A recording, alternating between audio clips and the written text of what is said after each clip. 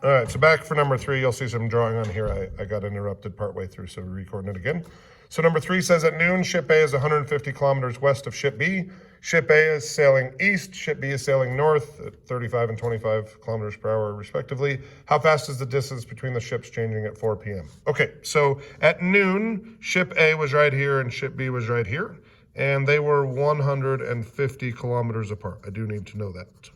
Ship A sailing east, so I want to draw like at some point. So I'm going to put ship A right here. So ship A is right here, and that means he creates side A. Ship B started here and was traveling north, so ship B creates side B. And then, of course, there's the distance between them. So at the moment in time I drew this generic picture, my ships were here and here, so this side would be called D. Okay, so it says ship A is traveling at 35 kilometers per hour. Before I write dAdt equals 35, I want to ask myself the simple question of, is A's movement making this side of the triangle bigger or smaller? And that answer is smaller, so dAdt will be negative 35. However, B's movement is making this part of the triangle bigger, so that will be a positive 25.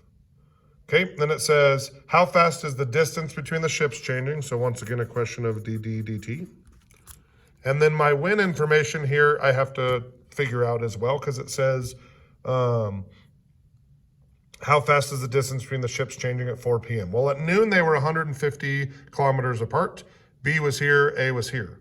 So ship A is traveling at 35 miles an hour. If he does that for 4 hours, that's 140 kilometers, which means he has taken off almost all of this distance. He is right here, and we only have 10 left, so A would equal 10.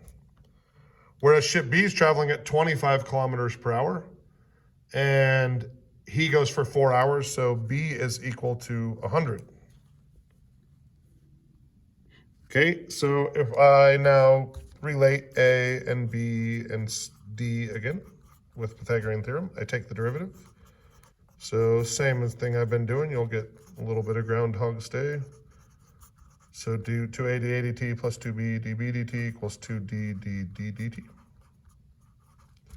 And I'm going to put in everything I know. So I know that A was 10 and rate of A was negative 35. I know that B was 100 and rate of B was 25.